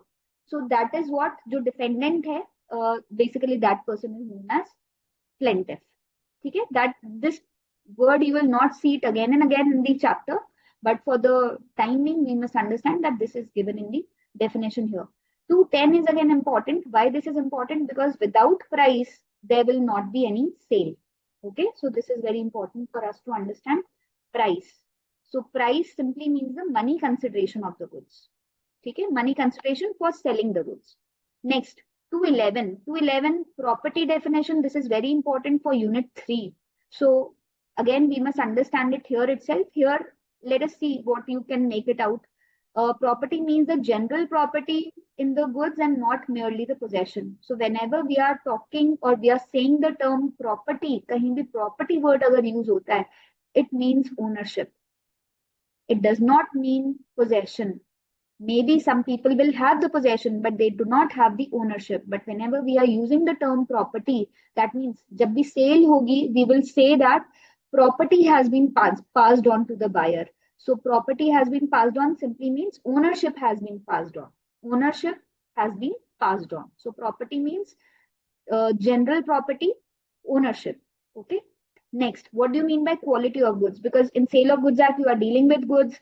Goods should have a proper quality. So what do you mean by quality? Quality simply means, now see, here the definition starts with includes. It has not defined what do you mean by quality. कोई meaning नहीं बताया है. इन्होंने बोला है quality में include क्या क्या होगा, क्या क्या देख सकते हो आप quality में. You can see the state or the condition of the goods. किस तरह से goods हैं? What is the condition of the goods? Is it good? Is it not good? I mean, it is like if we talk about some consumable goods, some eatable. So whether it is fit to eat, can we eat that? So how is the condition of those goods? So that talks about the quality. Seller हमने कर लिया. Now let us discuss about the specific goods. So definition of goods. What was the section of definition of goods? Let me hear it from you then. Who can tell me the section for the goods? Definition of goods. 27. Vishnu has very rightly put that. Samarth, Deepak, all of you are correct. Bracket में 7 लिखना जरूरी है. You cannot write 27. It's always 2 bracket में 7. Section 6 अभी कहाँ आ गया? We have not started with section 6 altogether. That is a different story.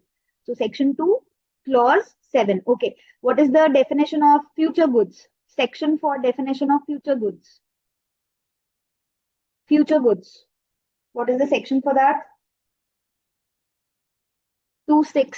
Correct. 2.6 is the definition for 260 नहीं है, 2.6 है Ananya. It's 2.6. Maybe your bracket was, instead of bracket you got that 0. Never mind. Okay. Now 7 का double 14. So 214 is the definition of specific goods. So what are specific goods? It is a kind of existing goods. Existing may be clearly identify जब आप कर लेते हो. That is simply known as specific goods. हमने कौन सा example लिया था? When we went to a shop, out of various chocolates, we selected one 5-star. That is the specific goods. Okay. So goods identified and agreed upon. बस यही word याद होना चाहिए. Goods identified and agreed. We have identified and both of us have agreed. Who are both of us? I mean, seller and buyer. दोनों agree करते हैं, हाँ हम ये खरीदना चाहते हैं, हाँ हम ये बेचना चाहते हैं. So goods have been identified and agreed upon at the time of contract of sale. Sale के समय पे ही आपने ये तय कर लिया था. They have identified, you have identified and agreed. So those goods are known as specific goods. The next definition is warranty, जो हम यूनिट 2 में देखेंगे डिटेल में. ठीक है, तो अभी हम इसको नहीं करेंगे तो भी चलेगा. Next is the definition of insolvent. So normally insolvent is a person who is not solvent or is the opposite of solvent. Basically he is not able to pay his debts. तो कोई person insolvent हो जाएगा. अब बताइए इस chapter में कौन insolvent होगा, किसका रेलेवेंस है? क्या सेलर के इंसॉल्वेंट होने से हमें कोई फर्क पड़ेगा या बायर के इंसॉल्वेंट होने से हमें फर्क पड़ेगा? यस. अगर बायर इंसॉल्वेंट हो जाएगा, what will happen in that case? What will happen in that case if buyer becomes insolvent? There can be two scenarios. Again, you should have asked whether he has already made the payment and then he has become insolvent. Will anything happen? He has already made the payment and then he has become insolvent. Nothing will happen because he has already paid the seller. Okay. But suppose there was some credit transaction or there was some agreement to sell, but he could not make the payment and meanwhile he has become insolvent. What will happen in that case? The seller will now become unpaid seller. So unpaid seller वाला जो topic आएगा chapter unit 4, in that case we will study that is in what are the various circumstances in which a seller becomes an unpaid seller. So insolvency of the buyer is a situation where the seller becomes unpaid seller. Is that okay? और जब वो unpaid हो जाएगा, in that case the whole unit 4 will be applicable. Okay, so until unless a person is insolvent, it hardly matters. All right, so let us move further. So we are okay with the definition part. We are going further to understand in detail now what are the various topics. Okay. Okay, there are some more sections. Section 2 we have covered. Then let us quickly check what are the other sections which we will be discussing in this chapter itself. Section 3, just read it once and you will get to know. Section 3 says Indian Contract Act provisions will apply to the sale of goods also if there is a consistency. ये same point हमने पहले पढ़ लिया था. General laws, specific laws. If there is no conflict, if there is no difference of opinion between Indian Contract Act and Sale of Goods Act, in that case, for the general provisions, Indian Contract Act will be applicable. But if there is some kind of inconsistency, भाई जहाँ पे लिखा हुआ है unpaid seller will have this right. However, Indian Contract Act में suppose वो part नहीं है, in that case, Sale of Goods Act will prevail. ठीक है, it is just an example which I am giving it to you. So in Sale of Goods Act, if anything specifically is mentioned, then that will be applicable. If there is conflict or there is a difference, यहाँ पे कुछ लिखा हुआ है, Indian Contract Act में कुछ और लिखा हुआ है, which will prevail? Sale of Goods Act will prevail. So कहाँ लिखा है ये चीज? Section 3 में लिखा हुआ है ये. ठीक है, बस ये एक लाइन का सेक्शन है, खत्म. Section 4 we will study it in detail because ये बेस है हमारे इसका सेल ऑफ गुड्स एक्ट का. बिकॉज कॉन्ट्रैक्ट ऑफ सेल समझने के लिए हमको पूरा ये सेक्शन 4 पढ़ना पड़ेगा. What do you mean by sale, what do you mean by agreement to sell, these definitions are given in section 4 itself. So section 4 has 4 subsections. क्या बोला मैंने? section 4 has 4 subsections. So 4.1, 4.2, 4.3, 4.4 ऐसा हम पढ़ेंगे. section 4 subsection 3 जो है that defines what do you mean by sale and what do you mean by agreement to sell. Both of the definitions are given in the one section itself. कौन सा section है? 4 subsection 3. यहाँ हम clause नहीं बोलते हैं, यहाँ हम subsections बोलते हैं. ठीक है, थोड़ा सा difference होता है. Definitions में we call clauses and here we call subsections. So अभी तो सिर्फ main section heading learn कर लेते हैं. Section 4 is contract of sale. क्या लिखा हुआ है? A contract whereby seller transfers or agrees to transfer. देखो हर जगह ये words आएंगे, whether you are doing it right away or maybe at a future point of time. So whether he transfers or agrees to transfer. क्या चीज transfer करने की बात हो रही है? Ownership, that means property. So possession की बात नहीं है. We are talking about ownership. The seller should transfer ownership. किसकी ownership? Goods की ownership. Let me just highlight it for all of you. So it is a contract. सबसे पहले क्या बताया? It is a contract. So it should fulfill all the essential elements of the contract. क्या क्या होता है? Minimum 2 parties, consideration has to be there, free consent should be there, then it should be for lawful purpose and all that. So it has to have essentials of all the contract. Second, here seller will transfer. किसको transfer करेगा? Buyer को. सो 2 parties हो गई, seller भी होना चाहिए, buyer भी होना चाहिए, और ये एज पर हमारी डेफिनेशन होना चाहिए. सेलर कौन था? अ पर्सन हु सेल्स और अग्रीज टू सेल.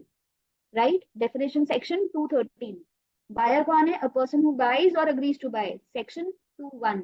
ठीक है, अब ये कर क्या रहे हैं? सेलर क्या कर रहा है? ही ट्रांसफर्स और agrees to transfer. He transfers और अग्रीज टू ट्रांसफर कहने का मतलब या तो सेल हो जाएगी या तो अग्रीमेंट टू सेल हो जाएगा. ठीक है, नेक्स्ट इंपॉर्टेंट बात जो हमें समझनी है, ये क्या ट्रांसफर करेंगे? ओनरशिप ट्रांसफर करेंगे. किसकी ओनरशिप ट्रांसफर करेंगे? गुड्स की ओनरशिप ट्रांसफर करेंगे. ठीक है, और सेलर ट्रांसफर कर रहा है ownership and goods to buyer. That is what is written here. For a price, ये डेफिनेशन में लिख दिया. बिना प्राइस के अगर आपने ओनरशिप ट्रांसफर करी भी है, then in that case it will not be considered as contract of sale. Just like a case of gift. हमने मोबाइल गिफ्ट कर दिया अपने फ्रेंड को, अपनी सिस्टर को. In that case, we have transferred the ownership, right? From one person to another person, the ownership has been transferred, but it is free of cost. There is no price. In that case, it will not be considered as sale. So for sale, all these points have to be there. There has to be all the essentials of contract. There has to be two parties, seller and buyer. There has to be a transfer or agreement to transfer. There has to be transfer of ownership. Goods भी होने चाहिए, goods तो होने ही चाहिए, तभी तो transfer होगा सब चीजों का. And then price is also very very important. यही सबको लेके फिर डेफिनेशन आएगी, what do you mean by sale, what do you mean by agreement to sale. So वो डिटेल में हम बाद में देखेंगे. It will start with this only. Okay, how the contract of sale is made. कैसे बना सकते हो आप contract of sale? It can be in writing, it can be oral, it can B partly in writing, partly oral, implied भी हो सकता है, वगैरह वगैरह. सो as we have studied in the Contract Act also, contract can be implied, express or implied, right? And in express, we may have in writing, oral, that kind of things. So that is also mentioned here. Next, definition जो आएगी हमारी अब इसमें, वो है existing goods. Section 6 के बारे में जो हम डिटेल में पढ़ेंगे. What do you mean bye existing goods? देखो, मेन डेफिनेशन जो थी कि स्पेसिफिक गुड्स क्या है, फ्यूचर गुड्स क्या है, all those definitions we have covered. But what is the provision related to existing good? What is the provision related to future goods? उसमें क्या होगा, वो चीज हम कहाँ पढ़ेंगे? सेक्शन 6 में. The subject matter of a contract may be existing goods, owned or possessed by the seller, future goods, वगैरह वगैरह. तो ये जो लिखा हुआ है subject matter, basically what do you mean by subject matter? Sale में इंपॉर्टेंट चीज. सब्जेक्ट मैटर मतलब किस चीज पे कॉन्ट्रैक्ट हो रहा है. तो mobile is the subject matter, और washing machine is the subject matter of the contract. तो सब्जेक्ट मैटर बेसिकली गुड्स. अब ये गुड्स एग्जिस्टिंग भी हो सकते हैं, ठीक है, और ये बाद में भी हो सकते हैं, यानी फ्यूचर गुड्स भी हो सकते हैं, ठीक है. ये चीज यहाँ पे लिखी हुई है. तो जो सब्जेक्ट मैटर है सेल, कॉन्ट्रैक्ट ऑफ सेल का subject matter is basically the goods. So the goods can be existing, can be future goods, कोई भी गुड्स हो सकते हैं. तो ये लिखना पड़ा इनको सेक्शन 6 में. अदरवाइज सिर्फ एक ही तरह के गुड्स माने जाते हैं यहाँ पे, हो सकता है एग्जिस्टिंग गुड्स, पर यहाँ क्योंकि लिख दिया contract of sale will include sale of existing goods, contingent goods, future goods, वगैरह वगैरह. So all that will be covered here in this category. And then if you really want to understand what is the meaning of specific goods or this contingent goods or the future goods, उनकी definition अलग दे दी, ठीक है. Next, अब ये दो points हमारे लिए important है बिकॉज इस पे केस स्टडीज आ जाती है. Section 7, section 8, these are important from the point of view of case studies. And the point is very very easy to understand. So section 7 क्या बोलता है? Section 7 says goods perishing before making contract. Again I am reading it for you. Goods perishing, perish मतलब खराब हो गए, ठीक है. The goods have perished, खराब हो गए. The goods have perished before making the contract. Contract होने से पहले ही गुड्स खराब हो गए. When the goods are not existing, ठीक है. आप याद करिए अपने इंडियन कॉन्ट्रैक्ट एक्ट में क्या हमारे पास होता था. अगर हमारे पास जिस चीज के बारे में हम कॉन्ट्रैक्ट कर रहे हैं अगर वो चीज ही नहीं है, if that thing is not available, if the thing has already been perished or it has damaged, तो अब हम उसका कैसे कॉन्ट्रैक्ट करेंगे? we will not be able to do so. So it is void ab initio. जो चीज exist ही नहीं कर रही उसके बारे में अब कैसे कॉन्ट्रैक्ट होगा? So it will ultimately be void ab initio. So section 7 says that where specific goods have perished without the knowledge of seller before the contract is made, the contract is void. So what is the effect of this thing? अगर कोई goods perish हो गए हैं, खराब हो गए हैं contract होने से पहले ही, in that case it is void, ठीक है. So how can you understand this? Suppose there is a seller, उसको पता नहीं है पीछे क्या हो रहा है उसके शॉप में, हो सकता है आग ही लग गई उसके शॉप में. He had went out somewhere to get into some agreement. He met mister X and उसने सारा अपना कॉन्ट्रैक्ट कर लिया कि मैं आपको अपने गुड्स इस रुपए इतने रेट पे बेचूंगा. I will sell you my goods at this particular rate. पीछे से उसके वहां पे आग लग चुकी है. He is not aware of it. Then he goes back, he founds that there are no goods. Can the other party say that it is your fault, I need the goods because you have already made the agreement with me, whatever? Can he be made liable for that? He will not be made liable because the goods were not in existence when he was making the agreement, right? So it is void ab initio, right? Next, section 8, goods perishing after agreement to sell but before sale. आज हमने agreement कर लिया, what we have agreed to. अब अभी इसी example में आते हैं हम। जो ये सेलर है, when he is making some kind of contract with the buyer to be to deliver the goods after 1 month of time, in that case what happens is when he is entering into the contract today, the goods are existing, there is no fire at that point of time. After 15 days or so, because at this point of time he has entered into agreement to sell. Agreement क्या था, एक महीने बाद, after 1 month he will sell the goods. Within that time itself, meanwhile, what happened is after 15 or 20 days, a fire broke out in the godown and the goods were destroyed. So this is a case of void subsequently. The goods have become void subsequently. But again, here, what is the important thing which is mentioned? I just want you all to see here. It is saying that without the fault of either party. किसी की गलती नहीं है, लेकिन वो goods destroy हो गए ownership पास होने से पहले ही, before passing of the ownership. Let me read the complete sentence for you. Where there is any agreement to sell the specific goods and the goods have perished without the fault of either of the party before passing of the ownership, in that case the agreement becomes void. तो void तो दोनों ही cases में है. This is void ab initio, starting से ही गलत है because हो ही नहीं सकता था.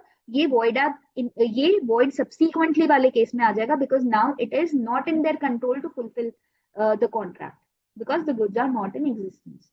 I think it is clear to all of you. Is there any doubt at this point of time? Section 7, Section 8. इसमें case studies आ जाती हैं and we must be clear with the fact. Anushka, you want to ask? I will ask you to unmute in just 2 minutes. Let me just complete with this section 9 and 10 also, and then I'll ask you to unmute. Okay, just a second. Ascertainment of price, section 9. Ascertainment of price. Price कौन fix करेगा? Who will fix the price? And or otherwise we can understand how this price will be ascertained or identified, or how this price will be fixed. That is the main thing which is dealt in section 9. So the price may be fixed by the contract. अब किस किस तरीके से आप price fix कर सकते हो, ये यहाँ लिखा हुआ है. It can be fixed by the contract. Both the parties can decide, mutually agree, and then they can fix. Just like in our case, cycle wale example mein, we had fixed the price for 15,000. Though the actual price was 20,000, but we fixed it for 15,000. So this is one thing. Second, it can be left to be fixed in an agreed manner. जैसा भी ठीक लगे वैसा कर देना. कई बार हम shop पे जाते हैं और इस तरीके से बोल देते हैं जो ठीक लगे वो कर दीजिएगा. To be fixed in the agreed manner. ठीक है, तो जो हमें आपने छोड़ दिया, हाथों हाथ डिसाइड नहीं करा, but you have left it. जो भी तरीका आपने सोचा था इस तरीके से होगा, but you have left it at that point of time. Next, determined by the course of dealings between the parties. Course of dealings means suppose you are a regular buyer, then obviously you demand some kind of discount from the seller. You normally say that अरे भैया हर बार तो आते हैं आपके पास तो थोड़ा discount तो दीजिए. So it happens when you regularly deal with someone, it may happen that the price may be lowered. So the price can be determined based on the dealings between the parties. और अगर इनमें से कोई भी situation नहीं है, then in that case what will apply? Reasonable price will be applicable. What is this reasonable price? जो भी market price चल रहा होगा वो applicable हो जाएगा. Otherwise ये लिखा हुआ है, the buyer shall pay the reasonable price. Okay, this is the thing which is mentioned. So simple सा rule है. प्राइस कैसे सर्टेन होगा, प्राइस कैसे तय किया जाएगा? या तो दोनों पार्टीज मिलके तय कर लेंगी, या उन्होंने कुछ एक मैनर डिसाइड किया था, according to that manner that price will be fixed, according to the dealings between the parties that will be fixed, और the buyer will have to pay the reasonable price. So whatever the market price is there. Next, section 10, it talks about the agreement to sell at a valuation. यहाँ तो था parties खुद price decide कर रही है, यहाँ पे third party will decide the price. Third party यहाँ पे कौन हो गई? Valuer is the third party. Okay, valuer is the third party. Who is valuer? Third person. So suppose I want to sell my gold bangles. Oh, आज तो बहुत खरीदना चाहिए हमें, बेचने में तो बहुत पैसा मिलेगा, अच्छी बात है, पर बेचना ही क्यों है? ठीक है, but let us just take an example that I want to sell my gold bangles. So the other party is paying me, suppose whatever the price is, say 1 lakh or so. But I'm saying that no, it is worth more because the weight is this much. The other party is saying no, whatever you are saying is incorrect, the weight is lesser. So what do I say? That let us go to a valuer, let us go to a goldsmith. Let him weigh the gold, how much the gold is there, and we will take the market price of the gold, whatever is there. So when we are taking our goods to some valuer for valuation, in that case, because it is not between the two parties now, it has gone to third person to finally decide, then it is a case of section 10. Because section 10 क्या कहता है? Agreement to sell at a valuation, where the price is to be fixed by the valuation of a third party, and such valuation cannot be made. ठीक है, और अगर वो value नहीं कर पाएगा तो क्या होगा, वो सिचुएशन यहाँ पे बताइए. इस केस में the agreement will be void. ठीक है, तो सपोज मैंने कहा mister x will value the goods for us. X के पास लेके गए, एक्स कहते हैं मुझे तो ये वैल्यूएशन करना नहीं आता. In that case the agreement will be void, because जिसको भी आपने वैल्यूअर अज्यूम किया था, he was incapable to fix the price for you. In that case that particular agreement will be valid. फिर हम किसी और वैल्यूअर के पास जाएंगे, किसी और तरीके से प्राइस डिसाइड करेंगे, and the things will go like that. So for the time being, we must understand that valuation is required in selected cases, or not in all cases basically. And whenever the valuer is not able to value your goods, then in that particular circumstance, the agreement will become void. Void मतलब cancel हो जाएगा उस समय. But again, you can again enter into some kind of transaction. उसी चीज को आप अलग तरीके से प्राइस को नेगोशिएट कर सकते हो, डिसाइड कर सकते हो, या किसी और वैल्यूअर के पास जा सकते हो. However, if the buyer has already received and appropriated the goods, this second thing I will discuss in detail जब हम हमारे डिटेल वाली स्लाइड्स में जाएंगे. For the time being, I am stopping my screen share, and you people can unmute and ask. If you have any questions, you can just unmute yourself and ask. I request the management to kindly unmute and let the students ask their queries. Yeah.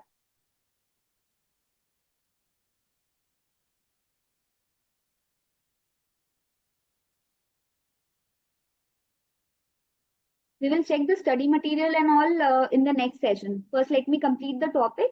Wherever you have doubt, we will take that from the study material also.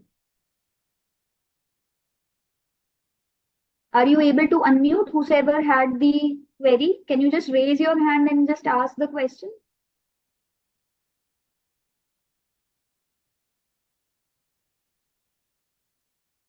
I will take the questions in the next session, the descriptive and case study questions both, because right now in this session we could not cover much. We have just got the background of the things. So we will discuss the questions basically in the next session. If anyone has any doubt, you can ask me. Or if you do not have any doubt, in that case, I will take the question from my side.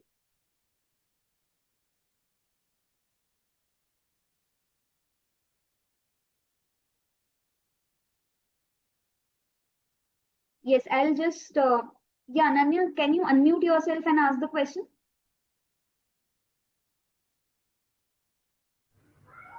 Yes, ma'am. Good afternoon, ma'am. Yeah, good afternoon. Tell me.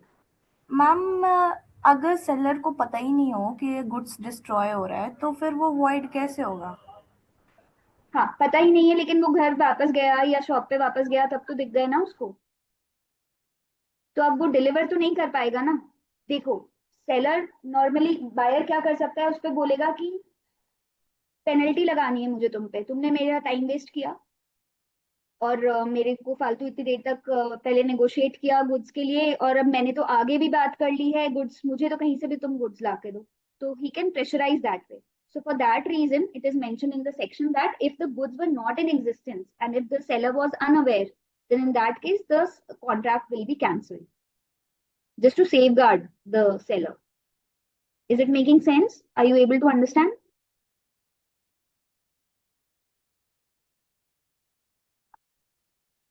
Ananya, आपने पूछा था, ठीक है. और कोई question? No, ma'am. Okay. Thank you, ma'am. Okay. Should I take up the MCQs quickly? Or if anyone has any doubt, तो आप बताइए. Otherwise, I'll take up the question. Just a second. Just allow me 1 minute. ये सब हम बाद में detail में करेंगे, all these definitions and all. But for the time being, since we have studied something or the other, I think you will be able to answer a few questions.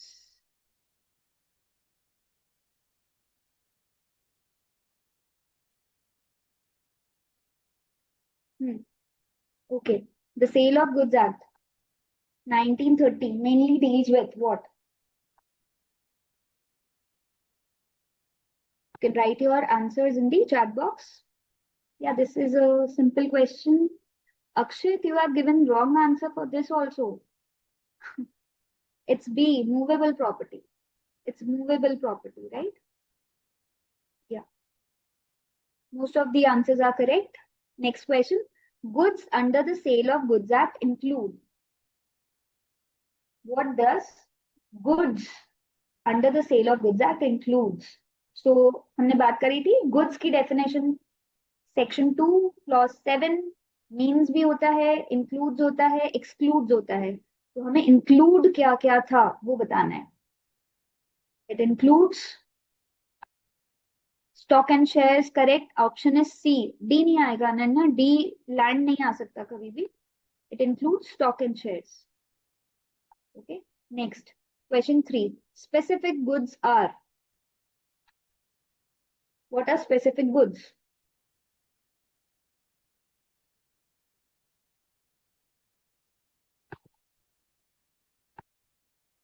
Okay, someone has written B, B, B. Nikhil, Akshita, Ananya, Abhishek, all have written B. So what is this option B? Goods identified at the time of contract, which is correct. See, the first option says goods are identified after the contract. It's not after. It is at that point itself. जब आप contract कर रहे हो, उसी समय आपने goods को identify कर लिया. ये होते हैं specific goods. ठीक है? Next, future goods. Future goods are already owned by the seller. Akshit 1 minute ये क्वेश्चन कर लेते हैं, उसके बाद I will ask you. Future goods are already owned by the seller. Destroyed goods, goods to be manufactured later, or specific goods. I think this is a simple one. सबका अलग अलग answer जा रहा है. Deepak is saying C, Anushka is saying A, Abhishek is saying C. कौन सा होगा? Future goods section कौन सा था? 2 क्लॉज 6. 2 क्लॉज 6 क्या लिखा था? ये गुड्स वो हैं जो मैन्युफैक्चर होंगे बाद में. आप बोलेंगे after the contract they will be manufactured, right? Normally मैंने एक सिंपल लैंग्वेज में आपको बताया है, दे विल बी मैन्युफैक्चर्ड और acquired after the contract. So basically own तो हो ही नहीं सकते, एग्जिस्ट ही नहीं करते हैं अभी. तो डिस्ट्रॉय तो खत्म, मतलब बनेंगे तो डिस्ट्रॉय होंगे. So C, goods to be manufactured later, ये आएगा. स्पेसिफिक तो ऑपोजिट हो गया इसका. ठीक है, तो option correct option is C. One more question to go. Contingent goods depend on. Contingent goods depend on. कभी भी कंटिंजेंट वर्ड आ जाएगा, it is very simple to understand. It is based on some uncertain event which may or may not happen. So the correct answer is B. Correct answer is B. Most of you are right here. Okay, so Akshit, you wanted to ask something?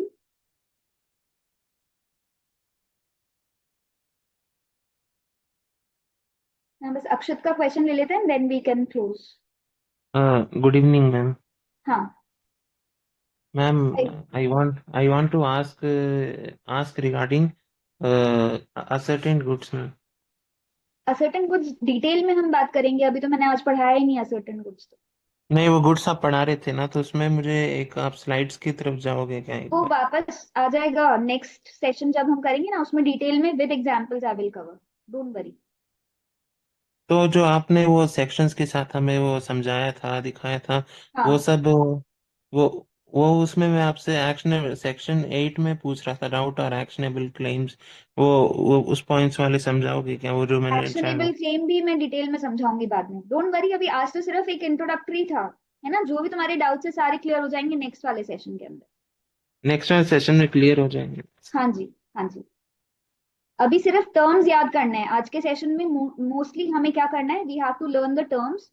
कुछ कुछ section numbers हमें याद करने हैं because ये बार बार use होंगे.